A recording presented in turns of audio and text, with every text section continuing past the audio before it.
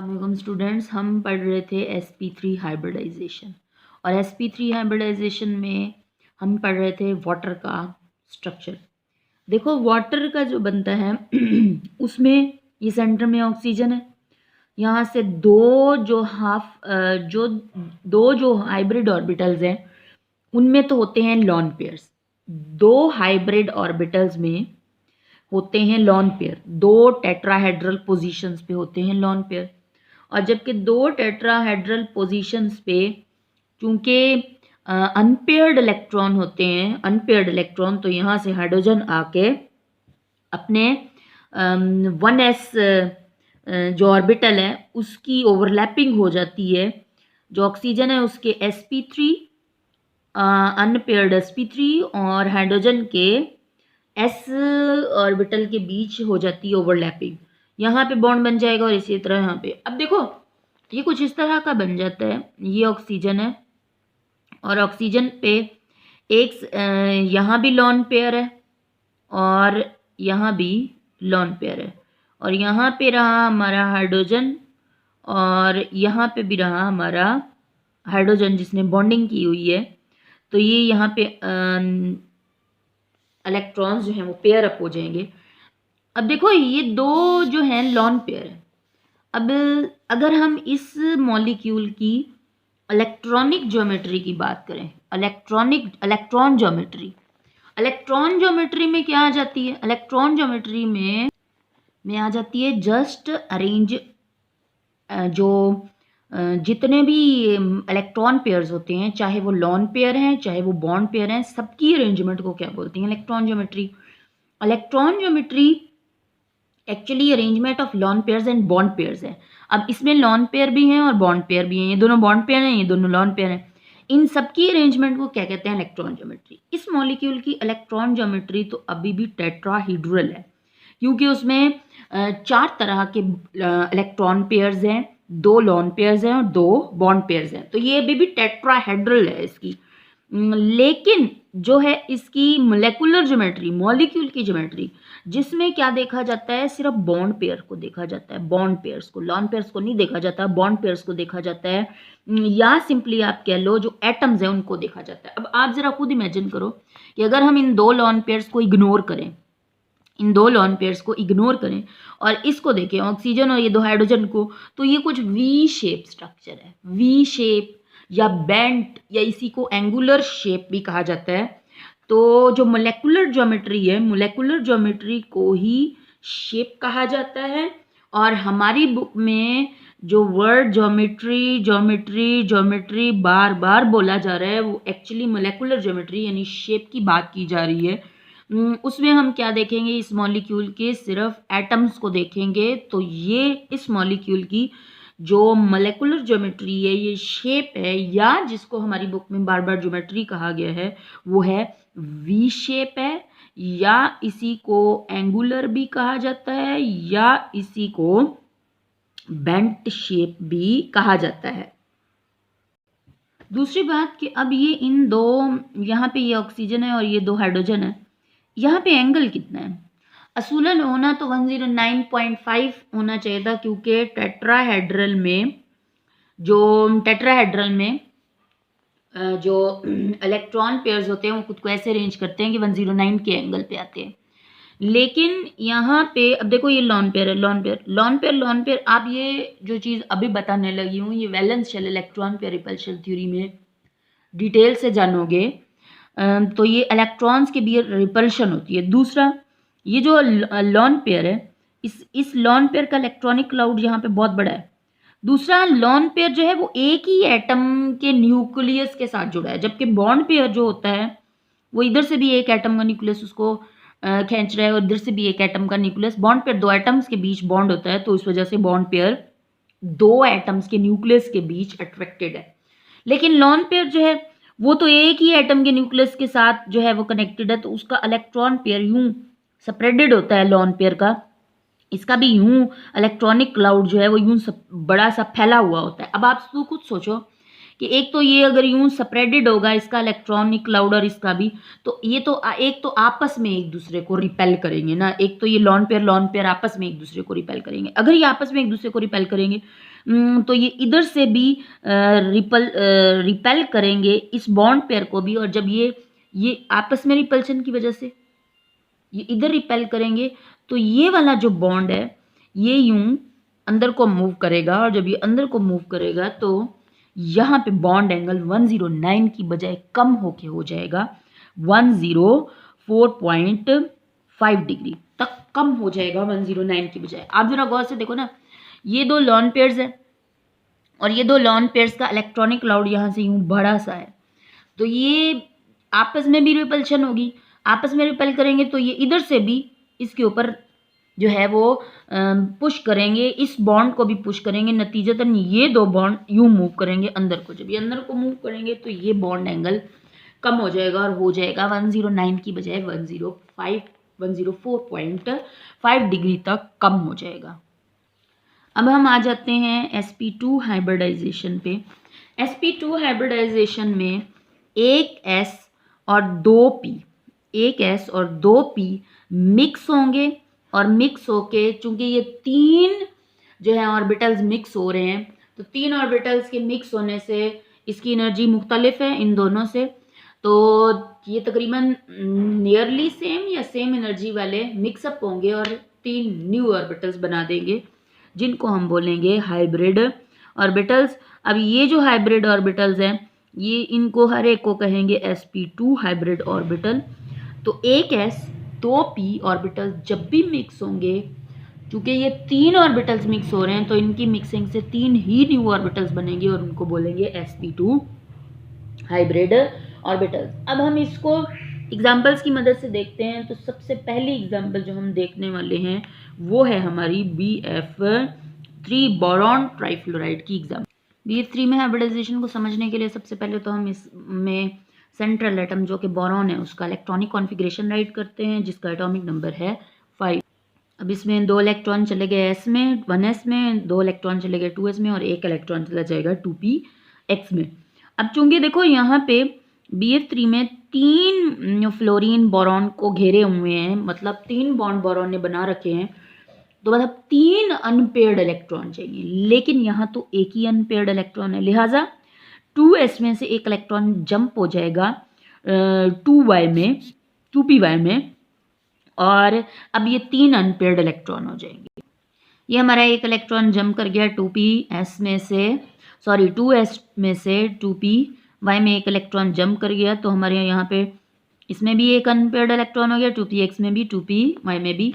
अब ये 3 unpaired electron है, अब ये 3 बॉन्ड बना सकता है, लिहाजा अब ये 2s1 2px 2py मिक्सअप हो जाएंगे, और जब ये 3 मिक्सअप होंगे तो 3 न्यू हाइब्रिड ऑर्बिटल्स बनाएंगे जिनकी शेप भी सेम होगी, एनर्जी भी सेम होगी।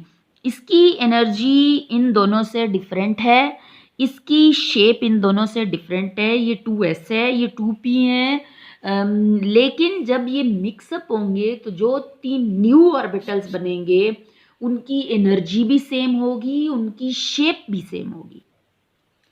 ये जी हमारे यहाँ से ये मिक्सअप हो गए, एक s और 2p, और 3 न्यू हाइब्रिड ऑर्बिटल्स बनेंगे है जिनकी एनर्जी भी सेम होगी, जिनका शेप भी सेम होगा, और होंगे sp2 हाइब्रिड ऑर्बिटल्स, और तीनों में अनपेयर्ड इलेक्ट्रॉन है।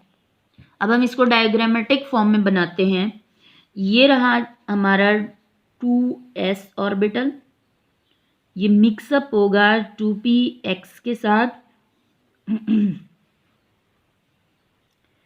ये हमारे x एक्सिस पे 2px, इसके साथ हमारा मिक्स होगा y 2py। अब हम बनाते हैं 2py,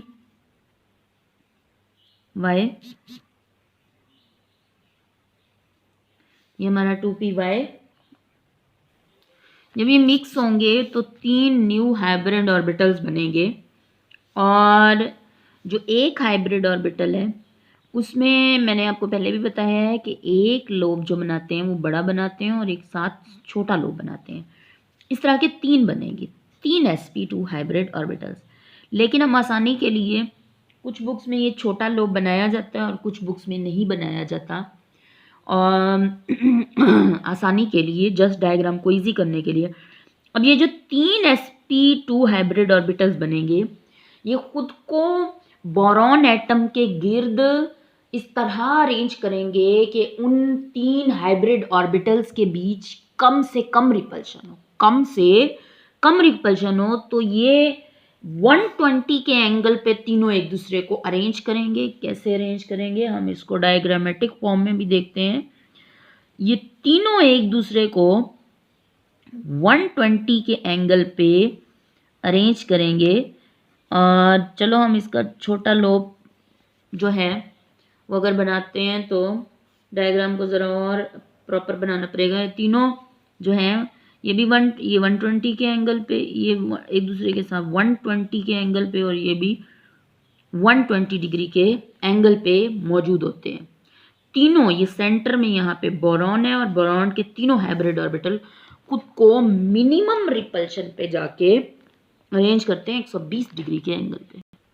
ये जी यूं अरेंज होते हैं, इस तरह ये यूं अरेंज होते हैं, और ये एक ही प्लेन में, एक प्लेन में अरेंज होते हैं इस तरह।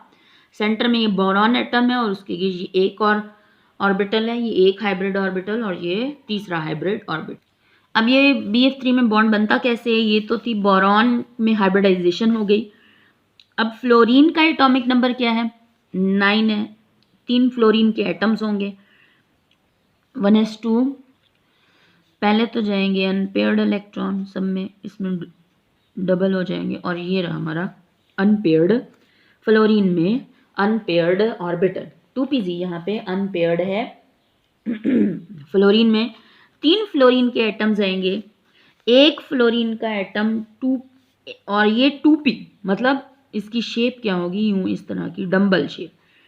ये एक फ्लोरीन का एटम यहाँ से आएगा, एक फ्लोरीन का एटम यहाँ से, और एक फ्लोरीन का एटम यहाँ से अपने 2pz ऑर्बिटल के साथ। 2pz ऑर्बिटल की ओवरलैपिंग होगी। 2pz ऑर्बिटल ऑफ फ्लोरीन यहाँ से ओवरलैप करेगा sp2 hybrid orbital of boron, sp2 hybrid orbital of boron.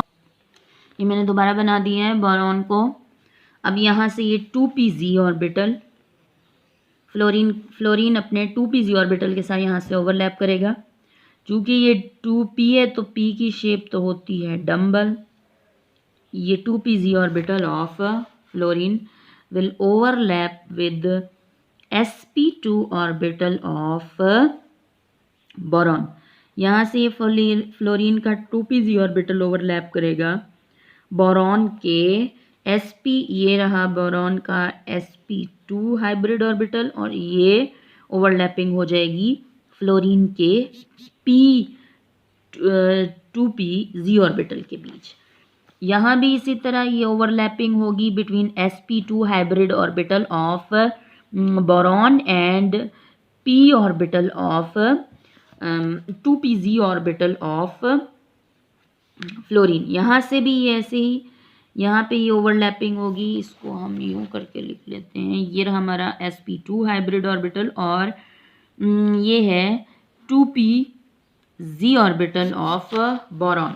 अब ये जो बॉन्ड बना है, यहाँ पे ये 120 का एंगल, अगेन 120 का एंगल और 120 का एंगल, ये कुछ इस तरह का स्ट्रक्चर। ये बोरॉन है, ये इसके गिर्द यहाँ से फ्लोरीन, फ्लोरीन और फ्लोरीन, और ये सब क्या है 120 के एंगल्स, और ये तीनों एक प्लेन में। ये इस तरह की ज्योमेट्री को इलेक्ट्रॉन ज्योमेट्री क्या है, arrangement of lone pairs and bond pairs. यहाँ तो बोरॉन के गिर्द लोन पेयर ही नहीं है। और molecular geometry arrangement of bond pairs या एटम्स। तो बोरॉन के गिर्द 3 एटम्स हैं, 3 फ्लोरीन के एटम्स हैं। तो अगर हम इस ज्योमेट्री को देखें, इसकी इलेक्ट्रॉन ज्योमेट्री भी वही होगी और इसकी मोलेकुलर ज्योमेट्री शेप भी वही होगी, और क्या होगी, ट्राइगोनल प्लेनर या ट्राइएंगुलर प्लेनर। जो इसकी मोलेकुलर ज्योमेट्री 3 एटम्स, ये रहेगी ट्राइगोनल प्लेनर या रहेगी, या इसी को कहते हैं ट्राइएंगुलर प्लेनर। अब चूंकि यहाँ पे लॉन पेयर नहीं है तो इसकी इलेक्ट्रॉनिक ज्योमेट्री भी यही होगी, क्योंकि इसमें इलेक्ट्रॉन पेयर 3 ही है ना, 3 ही इलेक्ट्रॉन पेयर्स हैं और तीनों के तीनों बॉन्ड पेयर्स हैं। लॉन पेयर यहाँ है कोई नहीं, बोरॉन के गिर्द, तो इसकी electron arrangement of lone pair bond pair, अब लॉन पेयर तो है नहीं तो इसकी भी इलेक्ट्रॉन ज्योमेट्री वही होगी जो कि इसकी होगी मोलेकुलर ज्योमेट्री या शेप। और हमारी बुक में मोलेकुलर ज्योमेट्री यानी शेप इसी का जिक्र है, इसी का ज़्यादा जिक्र है हमारी बुक में। इस टॉपिक में ज्योमेट्री वर्ड जो यूज़ हुआ है वो मोलेकुलर ज्योमेट्री के बारे में ही बताया जा रहा है। मोलेकुलर ज्योमेट्री ही बताई जा रही है जिसको हम शेप भी कहते हैं, which is arrangement of atoms actually, या बॉन्ड पेयर्स। तो अगर एटम्स को देखना है तो 3 एटम्स है बोरॉन के गिर्द, और अगर 3 एटम्स है तो ये और एक प्लेन में है, तो इस वजह से इसको कहा जाता है ट्राइगोनल प्लेनर या ट्राइएंगुलर प्लेनर। अब हम आ जाते हैं इथीन को समझने के लिए। इथीन में सबसे पहले तो कार्बन की इलेक्ट्रॉनिक कॉन्फ़िगरेशन राइट करेंगे और 2px में भी 1, 2py में भी 1। अब यहाँ से चूंकि कार्बन ने 4 बॉन्ड्स बना रखे हैं, देखो ये कार्बन रहा, इसने इधर से 2 बॉन्ड्स बना रखे हैं हाइड्रोजन के साथ, 2 इधर से कार्बन के साथ। तो अब चूंकि कार्बन ने 4 बॉन्ड्स बना रखे हैं तो 4 ही अनपेयर्ड इलेक्ट्रॉन चाहिए, लिहाजा यहाँ s में से एक इलेक्ट्रॉन जंप कर जाएगा p में। देखो मेरी बात याद रखो कि सबसे पहले ना हमने एटम को देखना होता है, उस मॉलिक्यूल को देखना होता है कि अगर मॉलिक्यूल में सेंट्रल एटम ने अगर 3 जो सराउंडिंग एटम्स के साथ बॉन्ड बना रखे हैं तो 3 अनपेयर्ड इलेक्ट्रॉन चाहिए, क्योंकि अनपेयर्ड इलेक्ट्रॉन ही जाएगा बॉन्डिंग में, बॉन्ड बनाएगा। तो यहाँ पे हमारे पास इस वजह से एक अनपेयर्ड इलेक्ट्रॉन था तो एक इलेक्ट्रॉन जंप कर जाएगा आगे और 3 अनपेयर्ड इलेक्ट्रॉन हो जाएंगे। सेम यार इधर यहाँ पे कार्बन ने 4 बॉन्ड बना रखे हैं तो यहाँ पे तो 2 ही अनपेयर्ड इलेक्ट्रॉन है, लिहाजा यहाँ से एक इलेक्ट्रॉन जंप कर जाएगा 2s में से 2pz में, और यहाँ 4 अनपेयर्ड इलेक्ट्रॉन्स हो जाएंगे, मतलब ये एक्साइटेड स्टेट में चला जाएगा। ये हमारा एक इलेक्ट्रॉन यहाँ से जंप कर गया 2pz में। अब ये एक 2s और 3 p ऑर्बिटल्स 3s नहीं 2s, क्योंकि हम पढ़ रहे हैं sp2 हाइब्रिडाइजेशन। यहाँ से एक s और 2 p ऑर्बिटल्स मिक्सअप होंगे और 3 न्यू हाइब्रिड ऑर्बिटल्स बनाएंगे। इनकी एनर्जी और शेप में फ़र्क है, डिफरेंस है, लेकिन ये दोनों ही तीनों ही मतलब ये 2s है और ये 2px 2py, मतलब दोनों शेल के सब्सटेंस हैं, तो एनर्जी में ज़्यादा डिफरेंस नहीं होगा। या तो नियरली सेम एनर्जी या थोड़ा सा एनर्जी में डिफरेंस होगा, वो वाले ऑर्बिटल्स इंटरमिक्स करते हैं, मिक्सअप होते हैं और न्यू ऑर्बिटल्स बनाते हैं। एक s और 2 p मिक्सअप होने के बाद ये बनेगा हमारे पास sp2 और sp2। तीनों में अनपेयर्ड इलेक्ट्रॉन है, रह गया हमारा ये 2pz। ये हाइब्रिडाइजेशन में नहीं जाएगा और ये वैसे ही बॉन्डिंग में पार्टिसिपेट करेगा। अब ये तीनों मिक्सअप होंगे तो बिल्कुल वैसे ही हमारे पास 3 न्यू हाइब्रिड ऑर्बिटल्स बनेंगे, लेकिन उसकी शेप कुछ कैसी हो, डायग्रामेटिक फॉर्म में भी हम बना लेते हैं। ये हमारे पास s हो गया 2s, ये मिक्सअप होगा 2px के साथ, ये हमारा 2px और हमारा मिक्सअप ये होगा 2px 2py, मिक्सअप होंगे और बनाएंगे 3 न्यू हाइब्रिड ऑर्बिटल्स। साथ हमारा ये रहेगा 2pz ऑर्बिटल, ये भी जाएगा और ये खुद को कार्बन के गिर्द कुछ इस तरह अरेंज करेंगे कि ये तीनों इनकी मिक्सिंग से जो हाइब्रिड ऑर्बिटल बनेगा उसकी शेप तो ये होगी, उसकी शेप तो ये 3 sp2 हाइब्रिड ऑर्बिटल्स जो बनेगी उनकी शेप तो ऐसे होगी। अब ये कार्बन में खुद को अरेंज कैसे करेंगे, कार्बन में न्यूक्लियस के गिर्द खुद को अरेंज कैसे करेंगे, ये जो 3 हाइब्रिड ऑर्बिटल्स हैं ये तो आ जाएंगे एक प्लेन में, इस तरह एक प्लेन में, बिल्कुल एक प्लेन में आएंगे, बिल्कुल एक प्लेन में इस तरह ये तीनों हाइब्रिड ऑर्बिटल खुद को ऐसे अरेंज करेंगे, ये ऐसे, ये सेंट्रल एटम कार्बन, ये 3 sp2 हाइब्रिड ऑर्बिटल ने तो कार्बन के खुद को ऐसे अरेंज किया। लेकिन ये जो है 2pz ऑर्बिटल, 2pz, इसने तो हाइब्रिडाइजेशन में हिस्सा नहीं लिया, इसमें हाइब्रिडाइजेशन में हिस्सा ले लिया तो p की शेप हमें मालूम है कुछ इस तरह की होती है।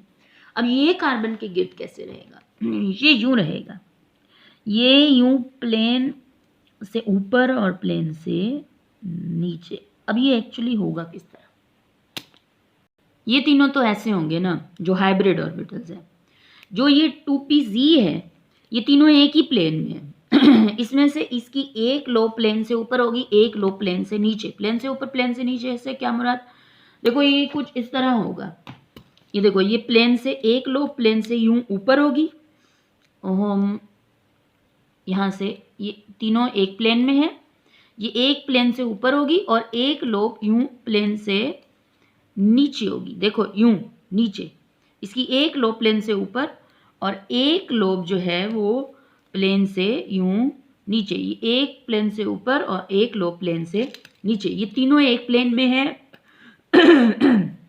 जो 2pz है उसकी एक लोब यूं प्लेन से ऊपर और एक लोब यूं प्लेन से नीचे को होगी।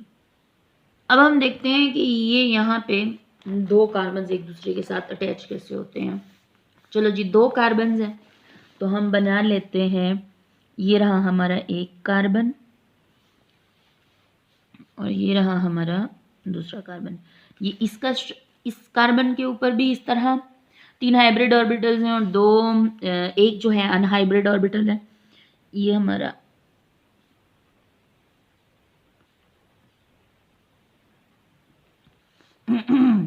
और एक रहा इसके, ये तो 3 हाइब्रिड ऑर्बिटल्स sp और ये रहा एक अनहाइब्रिड ऑर्बिटल। इसी तरह इस कार्बन पे भी ये वाले जो ब्लैक से बनाए हैं ये तीनों ही sp2 हाइब्रिड ऑर्बिटल्स हैं और ये जो ब्लू वाला है ये रहा 2pz ऑर्बिटल जो कि अनहाइब्रिड है।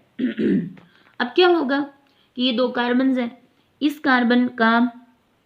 कार्बन के साथ ये तीनों चूंकि एक प्लेन में है, ये hybrid orbitals sp2 hybrid orbitals, तो जब ये यूं दो कार्बन यूं आमने सामने आएंगे तो ये वाला इसका और इसका हेड ऑन ओवरलैप होगा, हेड ऑन ओवरलैप। जब ये हेड ऑन ओवरलैप में जाएंगे तो इन दो कार्बन्स के बीच जो फर्स्ट बॉन्ड बनेगा वो क्या होगा, sigma bond, head on head. जब ये दोनों ऑर्बिटल्स sp2 ओवर, ये पहला तो होगा ना, ये इन दोनों के बीच यहाँ पे ओवरलैप होगा, यहाँ पे ओवरलैप होगा और कौन सा बॉन्ड बनेगा, सिग्मा बॉन्ड। सिग्मा बॉन्ड जो बनेगा उसके बाद क्या होगा, तो पहले तो हम ये दिखा देते हैं। पहले तो ये हो गया सिग्मा बॉन्ड की फॉर्मेशन, ये एक कार्बन और दूसरे कार्बन के sp2 और ये sp2 के बीच हेड ऑन हेड ओवरलैप हुआ और यहाँ पे कौन सा बॉन्ड बनेगा, सिग्मा बॉन्ड बनेगा और इसमें मौजूद अनपेयर्ड इलेक्ट्रॉन, इसमें मौजूद अनपेयर्ड इलेक्ट्रॉन पेयर हो जाएंगे और इस ओवरलैपिंग ऑर्बिटल में आ जाएंगे। अब क्या होगा, अब होता ये है कि इस कार्बन पे मौजूद ये अनहाइब्रिड ऑर्बिटल, ये अनहाइब्रिड 2pz ऑर्बिटल, ये आपस में कर लेंगे पैरेलल ओवरलैप। पैरेलल ओवरलैप क्यों करेंगे, क्योंकि ये पैरेलल आ जाए।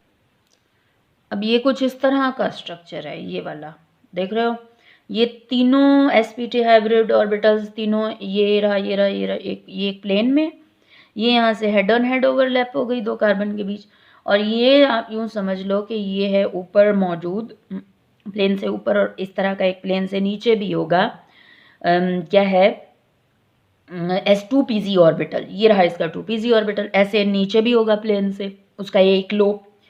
तो आप खुद सोचो अगर क्योंकि ये इसके परपेंडिकुलर है और ये हेड ऑन हेड जा रहे हैं तो ये एक दूसरे के क्या हो गए, पैरेलल।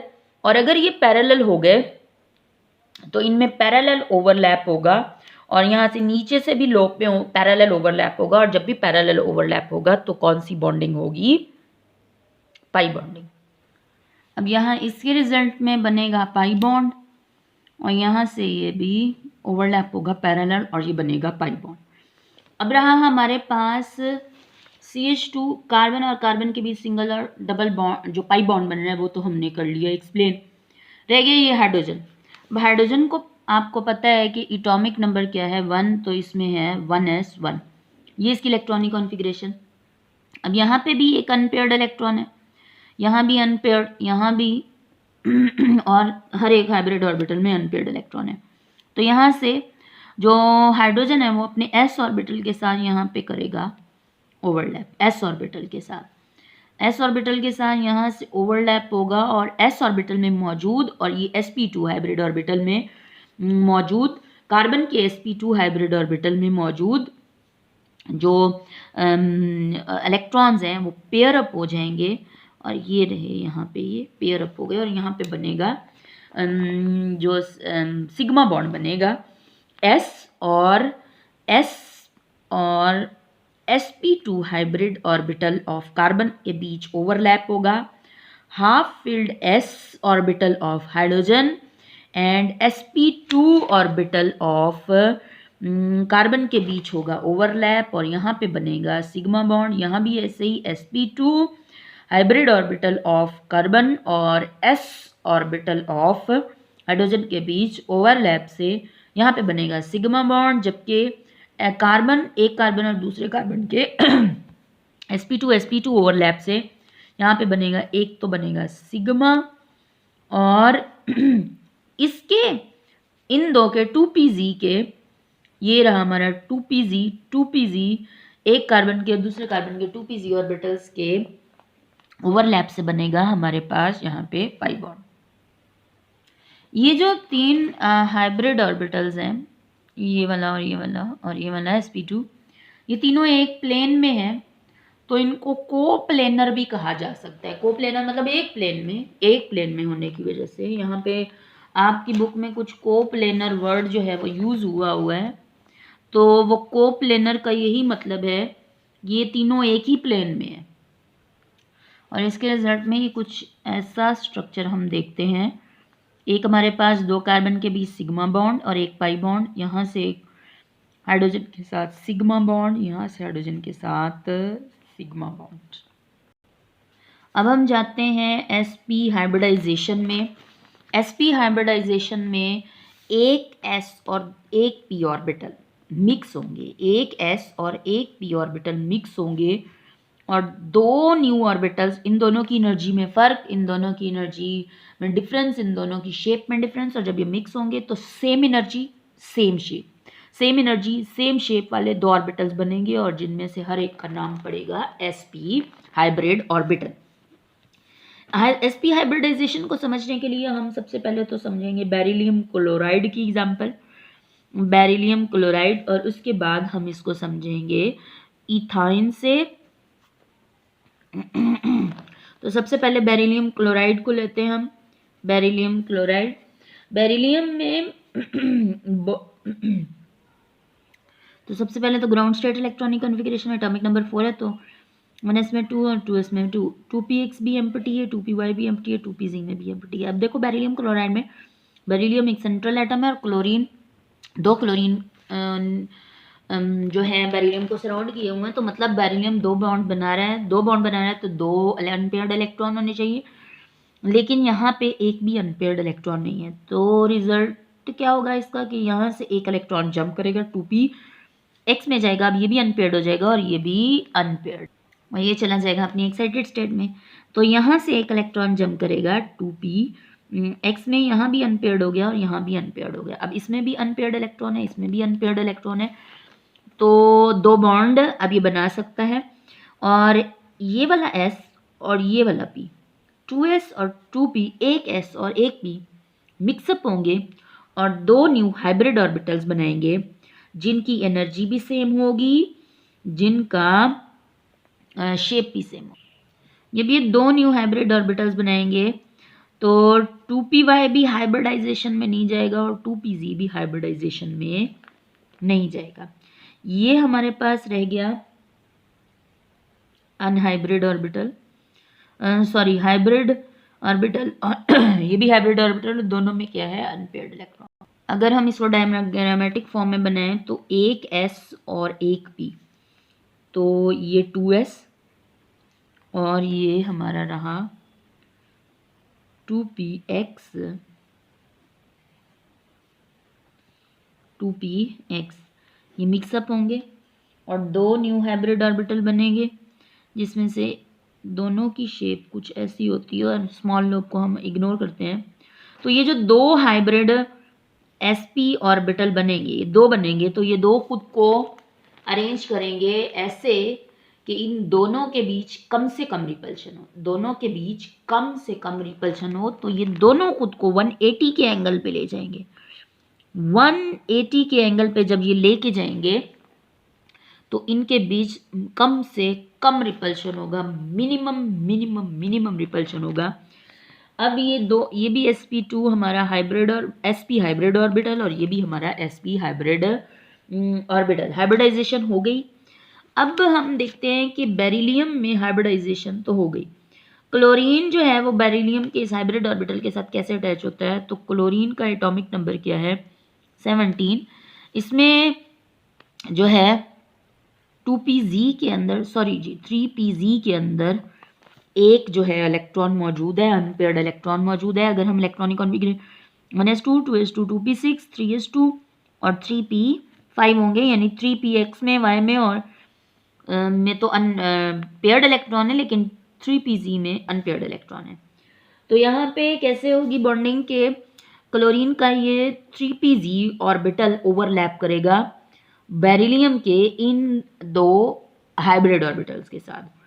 ये हमारा रहा बेरिलियम का दो हाइब्रिड ऑर्बिटल्स, और यहाँ से ये 3pz क्लोरीन, यहाँ से दो क्लोरीन ने अटैच होना है, तो एक क्लोरीन इस साइड से आएगा, अपने 3pz ऑर्बिटल के साथ ओवरलैप करेगा। आपको पता है p ऑर्बिटल की शेप कुछ ऐसी होती है, डंबल। यहाँ से ये 3pz ऑर्बिटल ऑफ क्लोरीन ये ओवरलैप होगा यहाँ से। इसमें भी अनपेयर्ड इलेक्ट्रॉन है, इसमें भी अनपेयर्ड एक इलेक्ट्रॉन है, ये दोनों यहाँ पे पेयर अप हो जाएंगे। इस साइड से भी क्लोरीन का एटम अपने 3pz ऑर्बिटल के जरिए ओवरलैप करेगा, और इसमें भी मौजूद अनपेयर्ड इलेक्ट्रॉन और इसमें भी मौजूद अनपेयर्ड इलेक्ट्रॉन यहाँ पे पेयर अप हो जाएंगे। और जब ये हेड ऑन हेड, देखो हेड ऑन हेड ओवरलैप हो रहा है, तो यहाँ पे भी बनेगा सिग्मा बॉन्ड और यहाँ पे भी बनेगा सिग्मा बॉन्ड। तो ये रहा हमारा बेरिलियम का, इधर से क्लोरीन और इधर से भी क्लोरीन अटैच होगा, तो और इनके बीच एंगल क्या रहेगा, 180 डिग्री का एंगल रहेगा।